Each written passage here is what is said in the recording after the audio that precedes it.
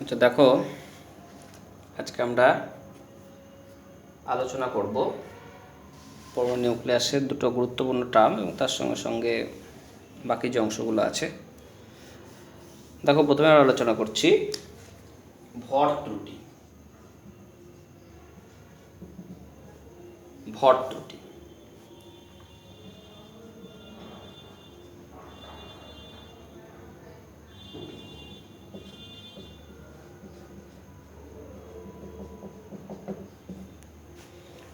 ভর ত্রুটি তো কি? এই ভর ত্রুটি নাম শুনে বুঝতে পারছো যে কিছু একটা ঘাটতি হয়। তা আমরা পরমাণুর নিউক্লিয়াসে কি জানি যে দুটো কণা থাকে, প্রোটন এবং নিউট্রন। এই প্রোটন এবং নিউট্রনকে আমরা একত্রে বলি কি? নিউক্লিয়ন। তাহলে মাথায় রাখবে, পরমাণুর নিউক্লিয়াসে উপস্থিত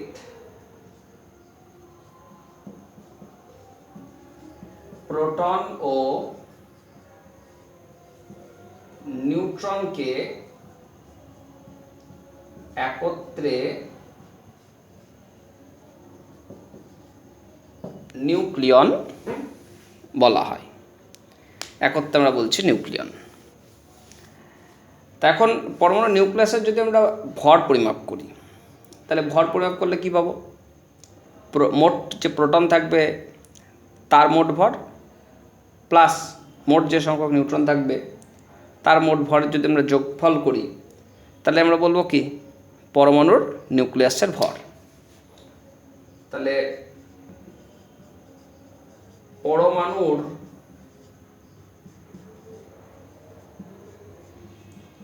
নিউক্লিয়াসের ভর সমান আমরা বলবো প্রোটন সংখ্যা ইনটু প্রোটনের ভর প্লাস নিউট্রন সংখ্যা ইনটু প্রতিটা নিউট্রনের ভর। তাহলে আমরা যদি প্রোটন সংখ্যা তাকে ধরো একটা কিছু সংখ্যা দিয়ে জেড দিয়ে প্রকাশ করলাম, আর নিউট্রন সংখ্যা তাকে ধরো এন দিয়ে প্রকাশ করলাম, আর প্রোটনের ভরকে যদি আমরা বলি এম জেড আর নিউট্রনের ভরকে যদি বলি এম এন, তাহলে আমরা যোগ করলেই পেয়ে যাব কি? পরমাণুর নিউক্লিয়াসের প্রকৃত ভর। কিন্তু বর্ণালী বীক্ষণ যন্ত্র বলে একটা যন্ত্র আছে। ভর পরিমাপ করার ক্ষেত্রে পরমাণু নিউক্লিয়াসের ভর মাপার জন্য বর্ণালী বীক্ষণ যন্ত্র, ভর বর্ণালী বীক্ষণ যন্ত্র, ভর বর্ণালী বীক্ষণ যন্ত্র। এই ভর বর্ণালী বীক্ষণ যন্ত্রের সাহায্যে আমরা দেখতে পাই যে পরমাণুর যে ভর নিউক্লিয়াসের ভর, সেটা প্রকৃত ভর যা হওয়া উচিত তার থেকে কিছুটা কম লক্ষ্য করা যায়। তা এই যে ভরের কিছুটা আমরা হ্রাস দেখতে পাচ্ছি, এটাকে আমরা বলছি কি? ভর ত্রুটি।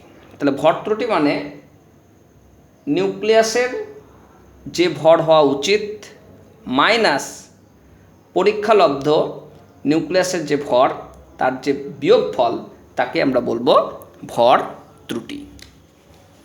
তাহলে ভর ত্রুটি সমান মাথায় রাখবে নিউক্লিয়াসের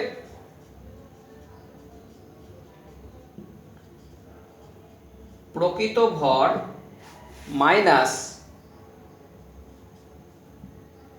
নিউক্লিয়াসের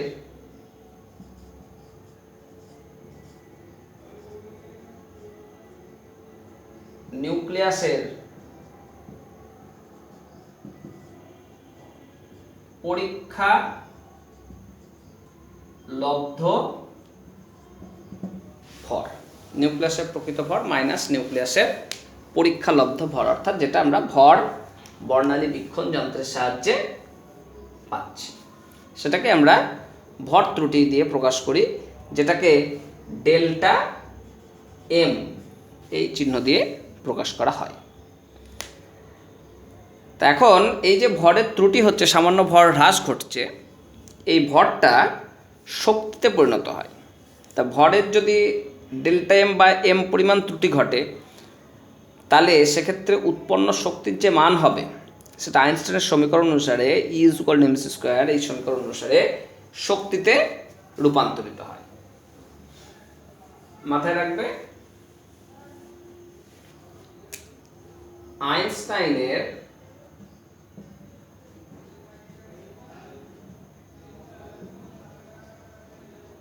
সমীকরণ E=mc² অনুযায়ী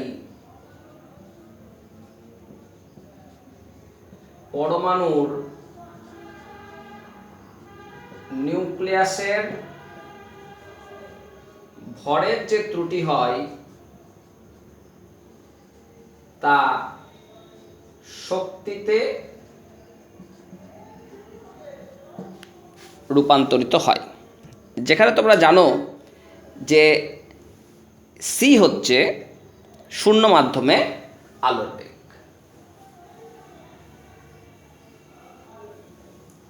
মাথায় রাখবে, সি হলো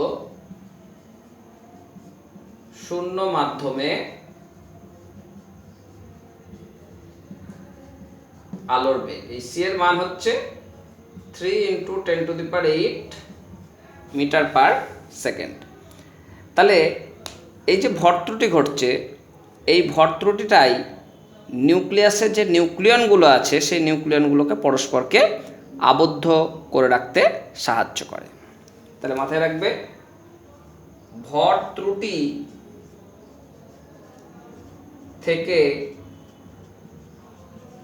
উৎপন্ন শক্তি নিউক্লিয়াসে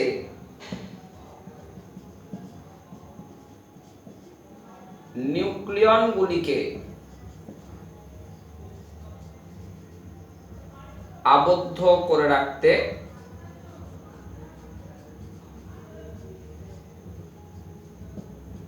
সাহায্য করে। তাহলে ভর ত্রুটি থেকে যে শক্তি উৎপন্ন হয় সেটাই নিউক্লিয়াসের নিউক্লিয়নগুলোকে একসঙ্গে বেঁধে রাখে। মাথায় রাখবে যে এক পারমাণবিক ভর, এই পরিমাণ ভর যদি শক্তিতে রূপান্তরিত হয় তাহলে 931 মেগা ইলেকট্রন ভোল্ট পরিমাণ শক্তি পাওয়া যায়। কি বললাম কথাটা? এক পারমাণবিক ভর, এক পারমাণবিক ভর একক, যেটাকে আমরা AMU বলি, যার মান হচ্ছে 1.66 × 10⁻⁻27 কেজি। তা এই এক AMU পরিমাণ ভর যদি শক্তিতে রূপান্তরিত হয় তাহলে 931 মেগা ইলেকট্রন ভোল্ট পরিমাণ শক্তি উৎপন্ন হয়। তাহলে এক AMU ভর শক্তিতে রূপান্তরিত হলে 931 মেগা ইলেকট্রন ভোল্ট পরিমাণ শক্তি পাওয়া যায়। তা 1 মেগা ইলেকট্রন ভোল্ট মানে হচ্ছে 10⁶ ইলেকট্রন ভোল্ট। মাথায় রাখবে, এই মানগুলো একটু মুখস্থ রাখবে, শর্ট কোশ্চেনে আসবে। 1 মেগা ইলেকট্রন ভোল্ট মানে হচ্ছে 10⁶ ইলেকট্রন ভোল্ট, আর এই 10⁶ ইলেকট্রন ভোল্ট পরিমাণ শক্তিকে আমরা বলবো 1.6 × 10⁻⁻13 জুল। তাহলে খুবই সামান্য পরিমাণ ভর থেকেও কিন্তু যথেষ্ট পরিমাণ শক্তি উৎপন্ন হচ্ছে। তাহলে এই শক্তিগুলো আসলে কি হয়, পরমাণুর পারমাণবিক শক্তিতে রূপান্তরিত, অর্থাৎ এই ভর ত্রুটি ঘটে, আর ভর ত্রুটি থেকে যে ভরের হ্রাস হয় সেই ভরটাই যখন শক্তিতে রূপান্তরিত হয় সেই শক্তিটাই আমরা দেখি যে পারমাণবিক বিস্ফোরণে শক্তি হিসাবে নির্গত হয়। তার জন্যই খুব অল্প পরিমাণ, সামান্য পরিমাণ তোমার পারমাণবিক বোমা, তার কিন্তু বিপুল পরিমাণ শক্তি থাকে, বিপুল পরিমাণ ক্ষয় করতে পারে।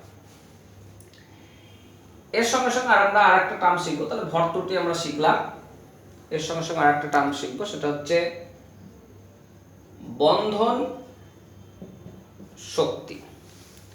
বন্ধন শক্তি, তাহলে বন্ধন শক্তি হচ্ছে পরমাণুর নিউক্লিয়াসে যে নিউক্লিয়নগুলো থাকে, সেই নিউক্লিয়ন অর্থাৎ কি, নিউক্লিয়াসের মধ্যে কিছু আছে প্রোটন, কিছু আছে নিউট্রন।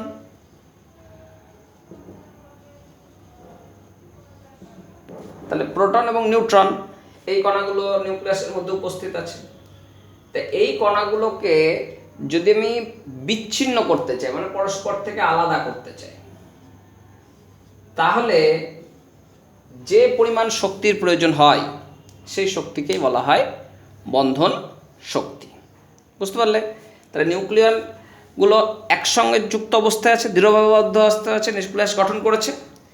তাহলে এই নিউক্লিয়াসের কণাগুলোকে যদি আমি বিচ্ছিন্ন করতে চাই, পরস্পর থেকে দূরে সরিয়ে দিতে চাই, তাহলে যে পরিমাণ শক্তি প্রয়োজন হয় তাকেই বলা হয় নিউক্লিয়ন প্রতি বন্ধন শক্তি বা বন্ধন শক্তি। তাহলে কি বলবো, পরমাণুর নিউক্লিয়াসে অবস্থিত নিউক্লিয়নগুলিকে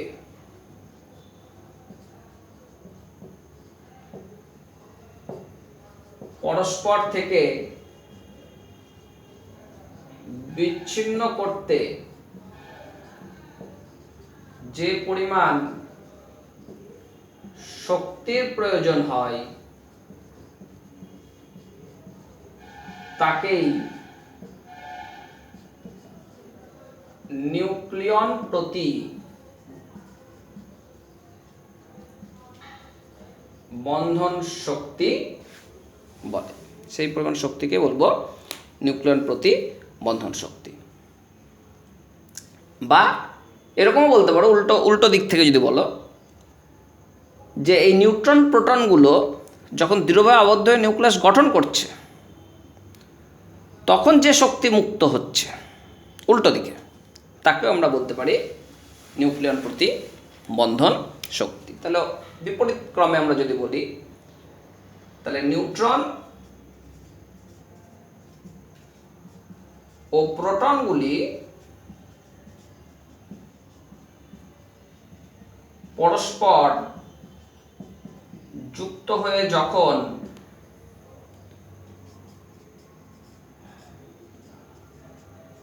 নিউক্লিয়াস গঠন করে তখন যে পরিমাণ শক্তি মুক্ত হয়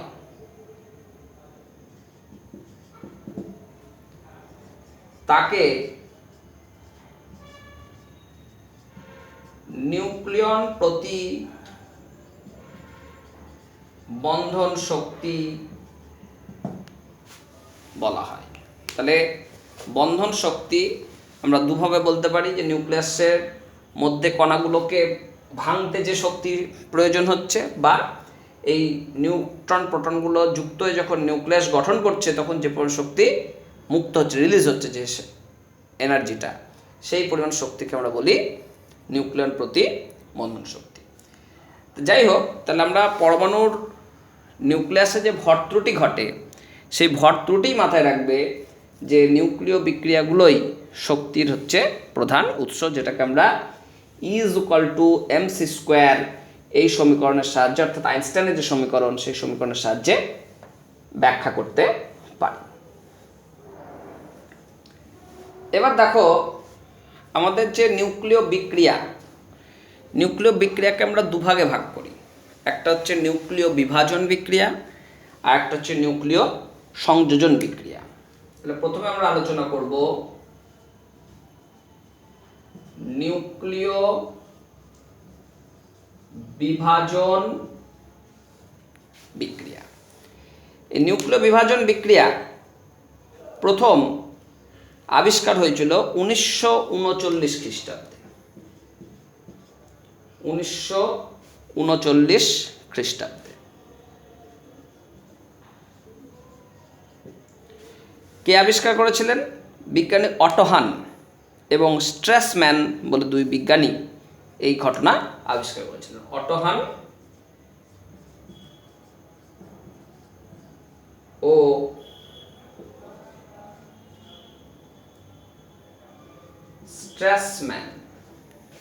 স্ট্রাসম্যান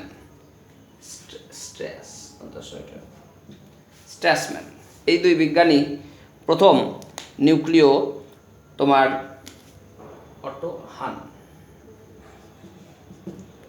প্রথম নিউক্লিয় বিভাজন বিক্রিয়া আবিষ্কার করেছিলেন। তারা দেখেছিলেন ইউরেনিয়াম U-92-235 ইউরেনিয়ামের একটা নিউক্লিয়াস, তাকে যদি একটা নিউট্রন কণা দিয়ে আঘাত করা হয়, তখন দেখা যাচ্ছে যে নিউক্লিয়াসটা প্রায় সমান ভর বিশিষ্ট দুটো নতুন নিউক্লিয়াসে পরিণত হচ্ছে এবং তার সঙ্গে সঙ্গে প্রচুর শক্তি উৎপন্ন হচ্ছে।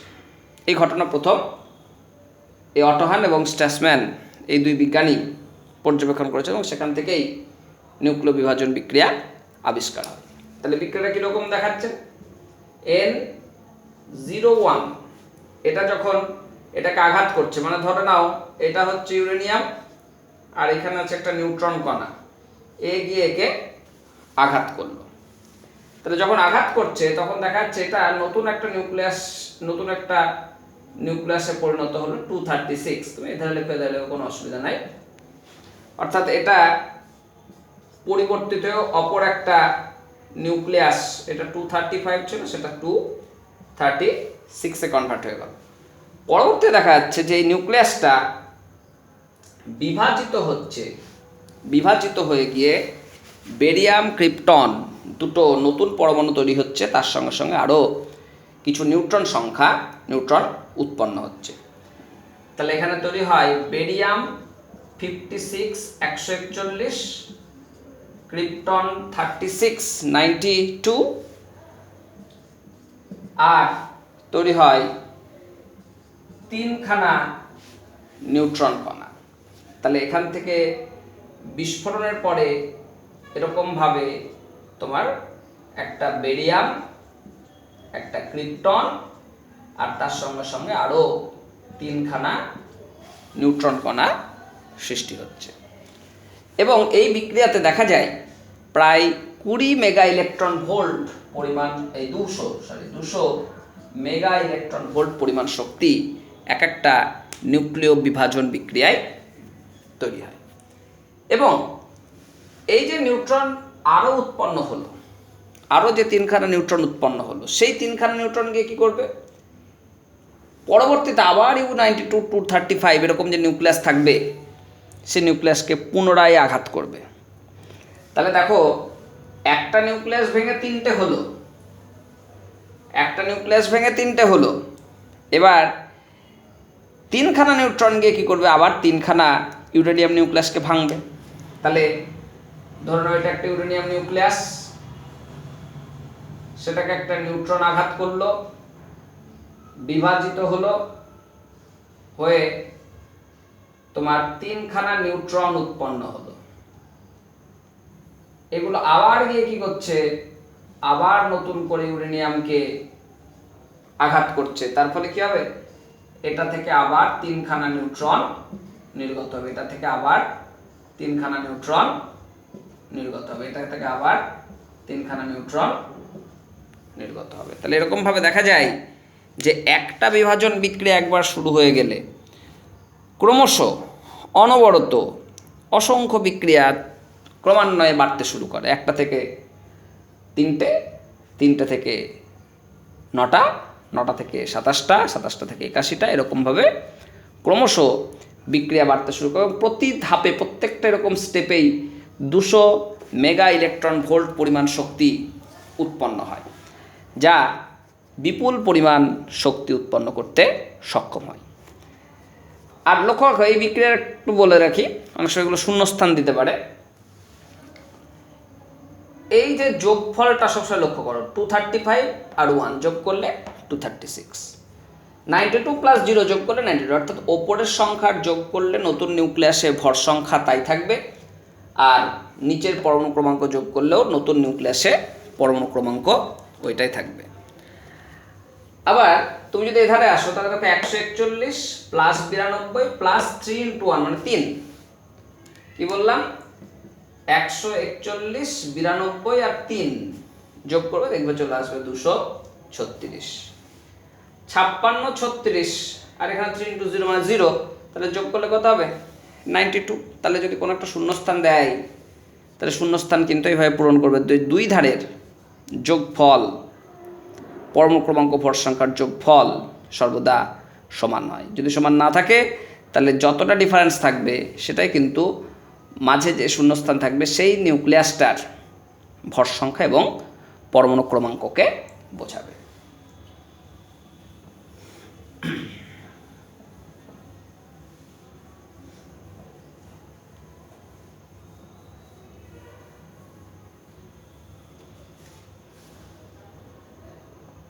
আর মাথায় রাখবে যে এইখানে এত শক্তি উৎপন্ন হয় যে 1 কেজি যদি ইউরেনিয়ামকে আমি বিভাজন করি তাহলে প্রায় 10,000 টন কয়লা পুড়িয়ে যে শক্তি পাওয়া যায় তার সমান শক্তি দেওয়ার ক্ষমতা আছে। তাহলে 1 কেজি ইউরেনিয়াম থেকে 10,000 টন কয়লা, ইউরেনিয়াম থেকে নির্গত শক্তি 10,000 টন কয়লা পুড়িয়ে যে শক্তি উৎপন্ন করে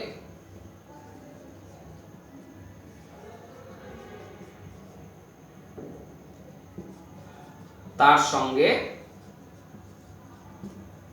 সমান হয়। তাহলে 1 কেজি ইউরেনিয়াম থেকে দেখো কত বিপুল পরিমাণ শক্তি উৎপন্ন হচ্ছে। তা এই যে ইউরেনিয়াম থেকে শক্তি উৎপন্ন হচ্ছে, এরকম শুধু ইউরেনিয়াম নয়, প্লুটোনিয়াম আর একটা নিউক্লিয়াস, প্লুটোনিয়াম,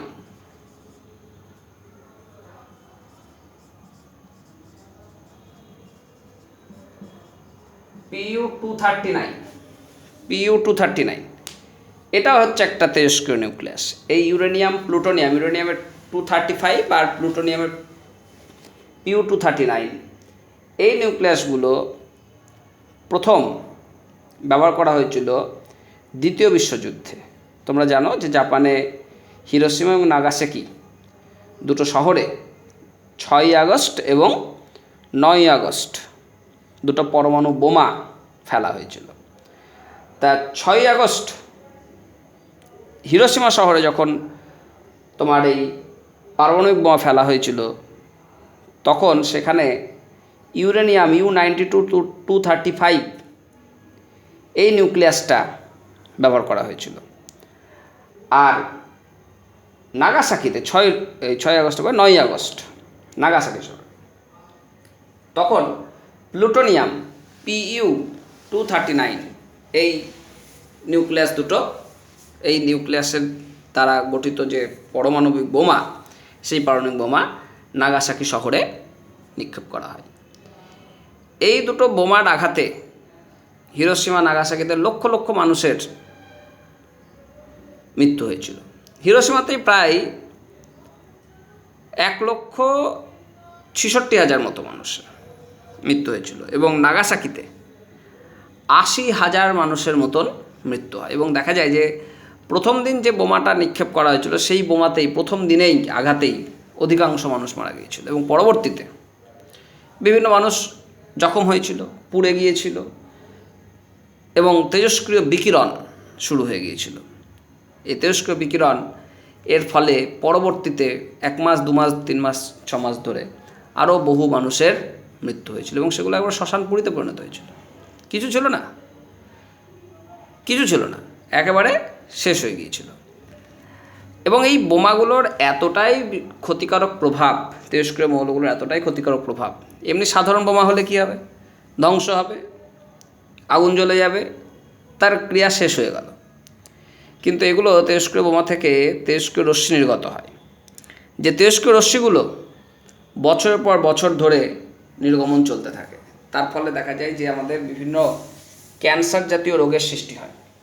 এছাড়াও স্নায়বিক বৈকল্য, মস্তিষ্কে টিউমার, এরকম বিভিন্ন দুরারোগ্য এবং জিনের যে গঠন, সেই জিনের গঠন পর্যন্ত মিউটেশন ঘটে যায়, যার ফলে বংশ পরম্পরায় মানুষের মধ্যে একটা নির্দিষ্ট রোগ, ধরো বিকলাঙ্গ হচ্ছে, তা বিকলাঙ্গতা আমরা কি দেখি, ধরো একটা জেনারেশনের থেকে আরেকটা জেনারেশনে এমনি যায় না।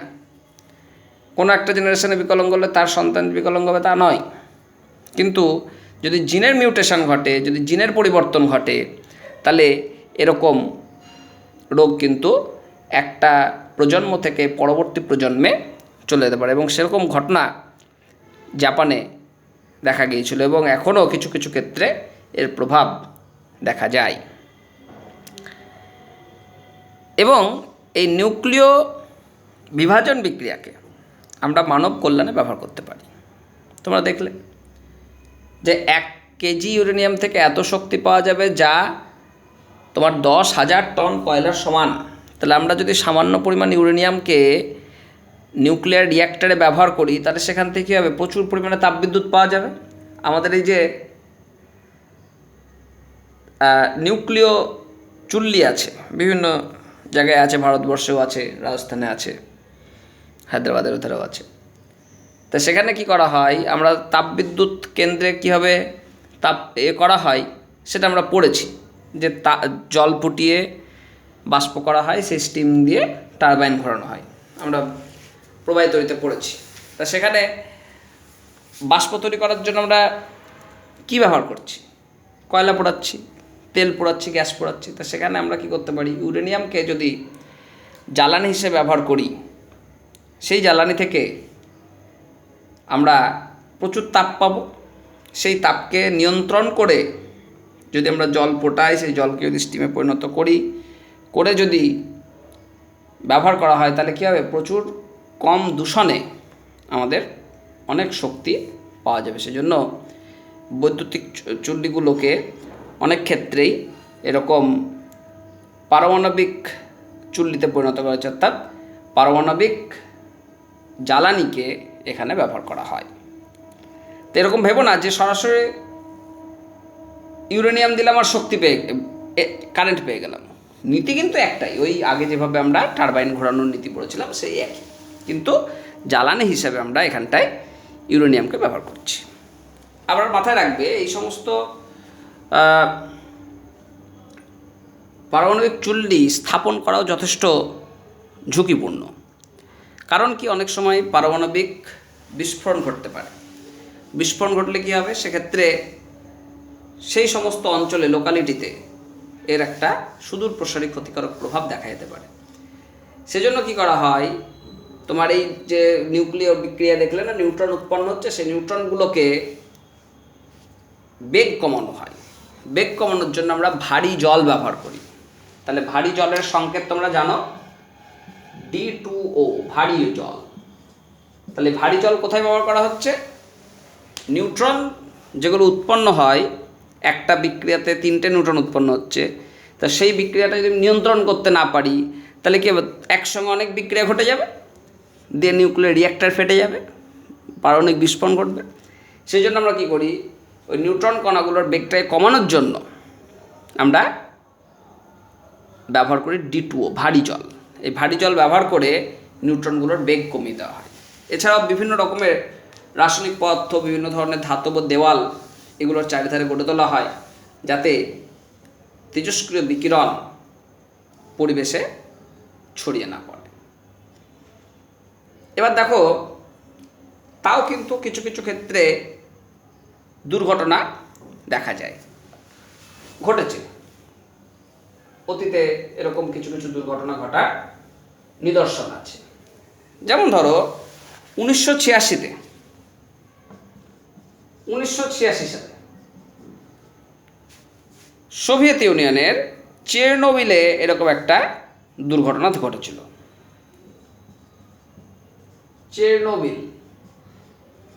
চেরনোবিল একটা নিউক্লিয় চুল্লি যেখানে ছিল, সেখানে কিন্তু এরকম দুর্ঘটনা ঘটে।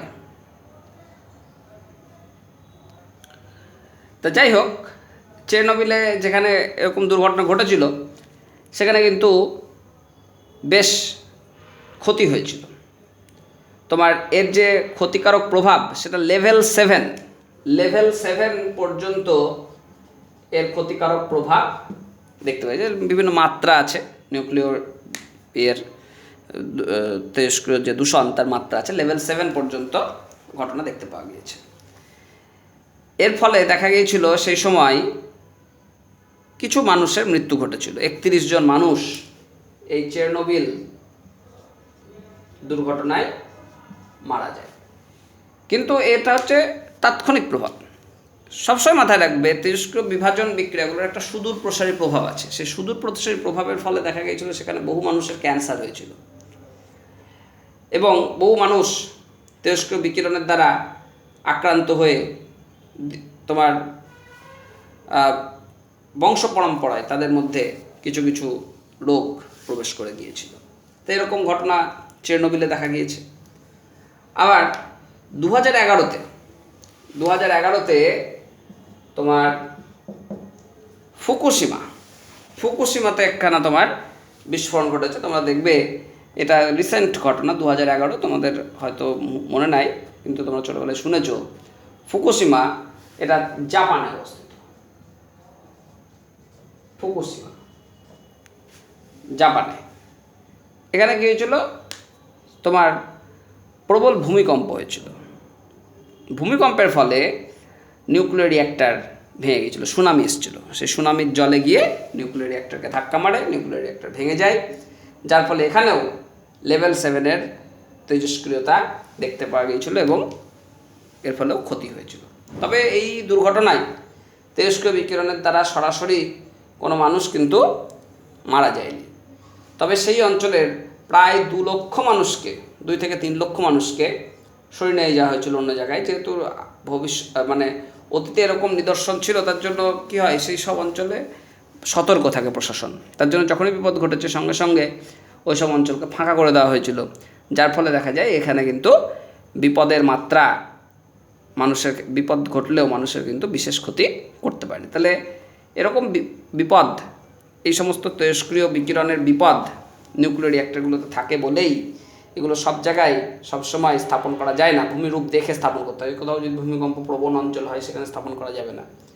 তো এরকম বিভিন্ন বিষয় মাথায় রাখতে হবে। নিউক্লিয় বিভাজন ছাড়া এক ধরনের বিক্রিয়া ঘটনা দেখতে পাওয়া যায়, সেটা হচ্ছে নিউক্লিয় সংযোজন। এটা নিউক্লিয় বিভাজনের বিপরীত। নিউক্লিয় বিভাজনে কি দেখলে, যে একটা ভারী নিউক্লিয়াস বিভাজিত হয়ে গিয়ে ছোট পরমাণু নিউক্লিয়াসে পরিণত হলো। আর নিউক্লিয় সংযোজনে ঘটে কি, ছোট ছোট পরমাণু নিউক্লিয়াস পরস্পর যুক্ত হয়ে অপেক্ষাকৃত ভারী নিউক্লিয়াসে পরিণত হয় এবং সেখানেও শক্তি উৎপন্ন হয়। তোমার যেমন ধরো H12 দুটো ডয়টেরিয়াম নিউক্লিয়াস যখন পরস্পর জুড়ে যায় তখন তৈরি হয় He23 প্লাস একটা নিউট্রন কণা আর তার সঙ্গে সঙ্গে কিছু পরিমাণ শক্তি, যেমন 3.27 মেগা ইলেকট্রন ভোল্ট পরিমাণ শক্তি এই নিউক্লিয় সংযোজন বিক্রিয়ায় উৎপন্ন হয়। যেরকম নিউক্লিয় সংযোজন বিক্রিয়া, এখানেও বিপুল শক্তি উৎপন্ন হতে পারে। তা এই নিউক্লিয় সংযোজন বিক্রিয়ার উপর ভিত্তি করে হাইড্রোজেন বোমা তৈরি করা হয়। তাহলে নিউক্লিয় সংযোজনের উপর ভিত্তি করে হাইড্রোজেন বোমা, আর নিউক্লিয় বিভাজনের উপর ভিত্তি করে পারমাণবিক বোমা, খুব পরীক্ষায় প্রশ্ন আসে। নিউক্লিয় সংযোজনের উপর ভিত্তি করে হাইড্রোজেন বোমা আর নিউক্লিয় বিভাজনের উপর ভিত্তি করে পারমাণবিক বোমা উৎপন্ন হয়। আবার দেখো আমাদের যে শক্তির উৎস কি, পৃথিবীর শক্তির উৎস হচ্ছে সূর্য। সূর্য, তার মধ্যে নিউক্লিয় সংযোজন বিক্রিয়া ঘটে। নিউক্লিয় সংযোজন বিক্রিয়া আমরা সূর্যের মধ্যে ঘটতে দেখি। সূর্যের মধ্যে কি থাকে? প্রচুর হাইড্রোজেন থাকে। এই হাইড্রোজেনগুলো পরস্পর যুক্ত হয়ে গিয়ে দেখা যায় যে প্রচুর পরিমাণ শক্তি উৎপন্ন করে। তাহলে বিভিন্ন নক্ষত্র, সূর্য যেমন একটা নক্ষত্র, এছাড়াও বিভিন্ন যে নক্ষত্র আছে তাদের কিন্তু শক্তির উৎস হচ্ছে নিউক্লিয় সংযোজন। মাথায় রাখবে, এটাও প্রশ্ন খুব আসে যে নিউক্লিয় তোমার সূর্য বা কোনো নক্ষত্রের শক্তির উৎস হচ্ছে নিউক্লিয় সংযোজন। তা সূর্যের ক্ষেত্রে কীরকম বিক্রিয়া ঘটে?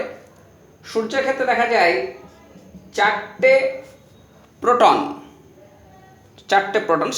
সাধারণ হাইড্রোজেনকে আমরা প্রোটন বলি, এরকম চারটে প্রোটন বা সাধারণ হাইড্রোজেন এরা পরস্পর জুড়ে গিয়ে He2 প্লাস 2E+1 এগুলোকে বলা হয় তোমার পজিট্রন, এবং তার সঙ্গে সঙ্গে শক্তি 25 মেগা ইলেকট্রন ভোল্ট পরিমাণ শক্তি। তাহলে এটা হচ্ছে সাধারণ হাইড্রোজেন বা প্রোটন বলতে পারো, এটা হচ্ছে হিলিয়াম, আর এটাকে বলা হচ্ছে পজিট্রন। এগুলো উৎপন্ন হয়। তাহলে এইভাবে আমরা দেখছি কি নিউক্লিয় বিভাজন এবং নিউক্লিয় সংযোজন দুই ধরনের নিউক্লিয় বিক্রিয়া যেখান থেকে প্রচুর শক্তি উৎপন্ন হয়। তাহলে নিউক্লিয় সংযোজনের ব্যবহারিক প্রয়োগ আমরা সাধারণত দেখব কোথায়? হাইড্রোজেন বোমা তৈরির ক্ষেত্রে। আর এই গ্রহতে তো শক্তি উৎপন্ন হয় না, নক্ষত্র এবং নক্ষত্রের মধ্যে সূর্য, তার শক্তির উৎস হচ্ছে নিউক্লিয় সংযোজন বিক্রিয়া। তো যাই হোক, আমাদের এই চ্যাপ্টারটা শেষ হয়ে গেল। তোমরা বাড়িতে পড়ে নিবে, পরবর্তীতে আমরা নতুন চ্যাপ্টারে আসবো।